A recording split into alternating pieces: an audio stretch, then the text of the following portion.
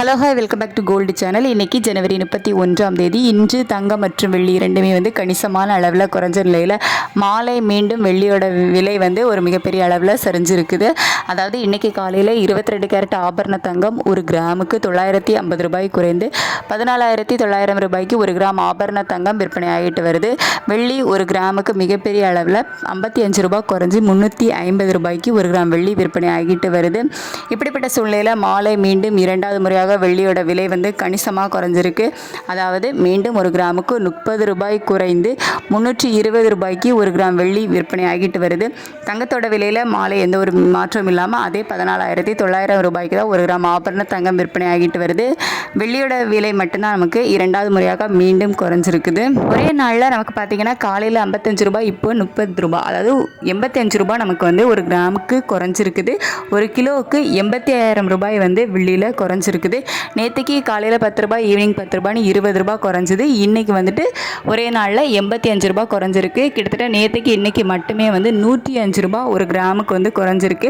425 ரூபாய் அப்படிங்கிற மிகப்பெரிய உச்சத்தை வெள்ளி தொட்ட நிலையில் நேற்றுக்கு இன்றைக்கி 2 நாள்லேயே நமக்கு 105 ரூபாய் ஒரு கிராமுக்கு குறைஞ்சிருக்கு. ஸோ அதனால தான் வெள்ளியில் இன்வெஸ்ட் பண்ண வேண்டாம் அதிகமாக அப்படின்னு சொல்கிறது. நீங்கள் லாங் டேர்மாக இன்வெஸ்ட் பண்ணீங்க அப்படின்னா லாபம். மற்றபடி இப்படி ஷார்ட் டேர்மில் இன்வெஸ்ட் பண்ணீங்க அப்படிங்கும்போது வெள்ளியோட விலை ஒரு 20% குறையுது அப்படின்னா தங்கத்தோட விலை 50% வரைக்குமே குறைவதற்கான வாய்ப்புகள் இருக்கும். லாங் டேர்மாக இன்வெஸ்ட் பண்ணீங்க அப்படின்னா உங்களுக்கு லாபம். அதாவது குறுகிய காலத்துக்கு இன்வெஸ்ட் பண்ணுறீங்க அப்படிங்கும்போது அது பெருசாக உங்களுக்கு கை கொடுக்காது. இப்போ பார்த்தீங்க அப்படின்னா ரொம்ப வீழ்ச்சியில் தான் வெள்ளியோட விலை இருக்குது. இதுக்கு காரணம் ப்ராஃபிட் புக்கிங் நடக்கிறதுனால அப்படின்னு சொல்கிறாங்க. ப்ராஃபிட் புக்கிங் மீன்ஸ் இப்போ நம்ம விலை குறைவாக இருக்கும்போது நகை வாங்கினவங்க விலை அதிகமாக இருக்க டைமில் சேல் பண்ணுவாங்க. ஸோ அந்த மாதிரி டைமில் இப்படி விலை குறைவதற்கான வாய்ப்புகள் இருக்கும். ஸோ அப்படி தான் வெள்ளியில் இப்போதைக்கு இருக்குது அப்படின்னு சொல்லப்படுது.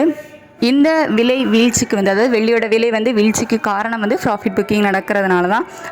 அது மட்டும் இல்லாமல் நாளைக்கு பட்ஜெட் மீட்டிங்கும் இருக்குது. இதுலேயும் ஏதாவது அவங்க அனௌன்ஸ் பண்ணுறாங்க அப்படிங்கும்போது இன்னுமே விலை குறைவதற்கான வாய்ப்புகள் இருப்பதற்கான வாய்ப்புகள் இருக்கும். ஸோ அடுத்த வாரத்திலேயும் விலை குறைவுகள் இருக்கும் அப்படிங்கிற மாதிரி சொல்லப்படுது நிபுணர்களால். அதாவது அடுத்த திங்கட்கிழமையிலலாம் விலை குறைவுகள் இருக்கும் அப்படின்னு சொல்லிட்டு நம்ம எதுவுமே கன்ஃபார்மாக சொல்ல முடியாது. ஏன்னா சடனாக கீழே இறங்குறது மறுபடியும் மேலே ஏறி வருவதற்கான வாய்ப்புகளும் இருக்கும். வெயிட் பண்ணி பார்க்கலாம். நெக்ஸ்ட் ஏதாவது அப்டேட் இருந்துச்சு அப்படின்னா தெரியப்படுத்துகிறேன். தேங்க்யூ.